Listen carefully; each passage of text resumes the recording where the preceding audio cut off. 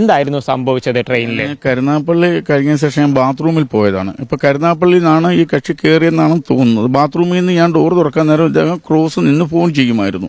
അപ്പൊ ഞാൻ പറഞ്ഞു ലേശം ഒന്ന് മാറി നിൽക്കൂ, ഇത് ഭിന്നശേഷിക്കാരുടെ ഇതാണ്, അപ്പൊ എനിക്ക് അങ്ങോട്ടൊന്ന് പോകണം. അപ്പോൾ ആ അസഭ്യം നമുക്ക് പുറത്ത് പറയാൻ പറ്റാത്തൊരു അസഭ്യം വെച്ചുകൊണ്ടാണ് എന്റെ പിടിച്ചങ്ങ് തെള്ളുകയും ചെയ്തു, എന്നെ അടിക്കുകയും ചെയ്തു. അടിച്ചാണ് എന്റെ കണ്ണിനും മുറുകി എന്റെ ഗ്ലാസും പൊട്ടിയിട്ടുണ്ട്.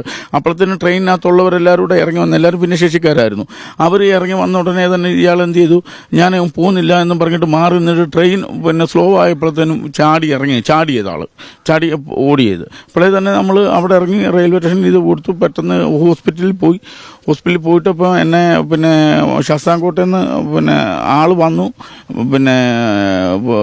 റെയിൽവേ പോലീസ് വന്ന് മൊഴി എടുത്ത് പോയിട്ടുണ്ട്. RPF മറ്റാരും ആ ട്രെയിനകത്തുണ്ട്? ഇല്ല, ആരും ഇല്ലായിരുന്നു. ആരുമില്ല. അപ്പോൾ RPF ആരും അന്നേരം ആയില്ലായിരുന്നു. ഞാൻ ഏറ്റവും ഫ്രണ്ടിലെ കോച്ചിലായിരുന്നു.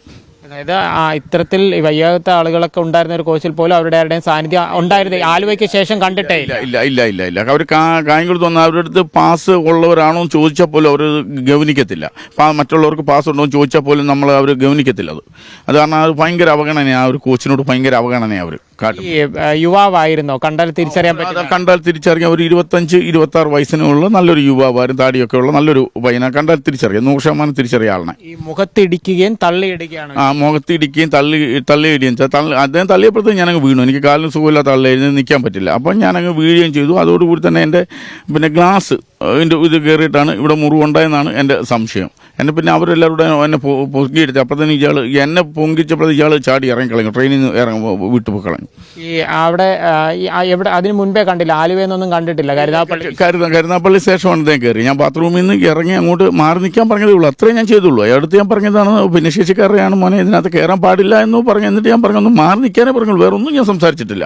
കാരണം എൻ്റെ മകനെ പോലൊരു പയ്യനല്ലേ. അപ്പോൾ ആ ഒരു പരിഗണന വെച്ചിട്ട് മാന്യമായിട്ടാണ് ഞാൻ സംസാരിച്ചത്. എൻ്റെ ഇന്ന് പ്രകോപനപരമായ ഒരു വാക്കും വീണിട്ടില്ല.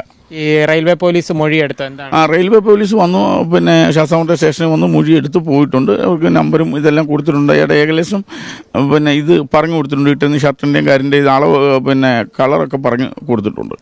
കുറെ വർഷമായിട്ട് ഇങ്ങനെ ഈ പാസ്സൊക്കെ വെച്ച് യാത്ര ചെയ്യുന്ന ആളാണ്. ഇതിനു മുമ്പ് എന്തെങ്കിലും ഇത്തരത്തിലൊരു സംഭവം ഇല്ല? ഇവര് ഇതിനകത്ത് ആൾക്കാർ കയറുമ്പോൾ നമ്മളിത് പറഞ്ഞു കഴിഞ്ഞാൽ ഇവരോട് പറഞ്ഞാൽ അവർ വന്ന് ചെക്ക് ചെയ്യത്തില്ല. പക്ഷെ അത് വലിയൊരു ഇത് തന്നെയാണ്. അന്ന് ചെക്ക് ചെയ്യത്തില്ലെങ്കിൽ നമുക്ക് ആ ഒരു ഇത് ചെയ്യത്തില്ല അവർ. അത് ഭയങ്കര ഇത് തന്നെയാണ്. ആ കോച്ചിനോട് കാണിക്കുന്ന ഇവർ ഭയങ്കര നമ്മൾ പറയുന്ന സാറേ ഇതിനകത്ത് പാസ് ഒന്നും ചെക്ക് ചെയ്യാൻ പറഞ്ഞാൽ പോലും അവർ ചെക്ക് ചെയ്യില്ല.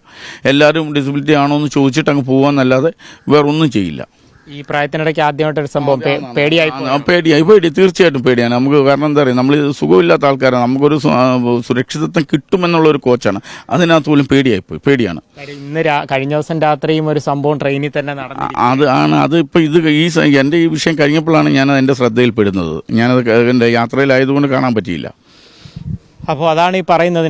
നാസർ പറയുന്നത് അതുപോലെ തന്നെയാണ്. പലതവണയായിട്ട് കുറേ നാളായി ഇത്തരത്തിൽ പാസ് ഉപയോഗിച്ച് യാത്ര ചെയ്യുന്ന ഒരാളാണ്. പക്ഷേ ഇതുപോലെ ഒരു സംഭവം ഉണ്ടാകുന്നത് ആദ്യമായിട്ടാണ്. അതിൻ്റെ ഒരു ഷോക്കുണ്ട്. മാത്രമല്ല ഗൗരവകരമായിട്ടുള്ള ചില കാര്യങ്ങൾ പറഞ്ഞിരിക്കുന്നത് ഈ പരിശോധനയ്ക്കും മറ്റുമൊക്കെ ആയിട്ട് ഇത്തരത്തിൽ പരിശോധിക്കാൻ ആവശ്യപ്പെട്ടാൽ പാസ് പോലും പരിശോധിക്കാതെ കടന്നു പോകും. അത്തരത്തിലുണ്ടായ ഒരു സുരക്ഷാ വീഴ്ചയും കൂടെ ഒരുപക്ഷെ ഈ ഒരു ആക്രമണത്തിലേക്ക് വഴിവെച്ചു എന്നുള്ളതും ഇനി കൃത്യമായി പരിശോധിക്കേണ്ടിയിരിക്കുന്നു.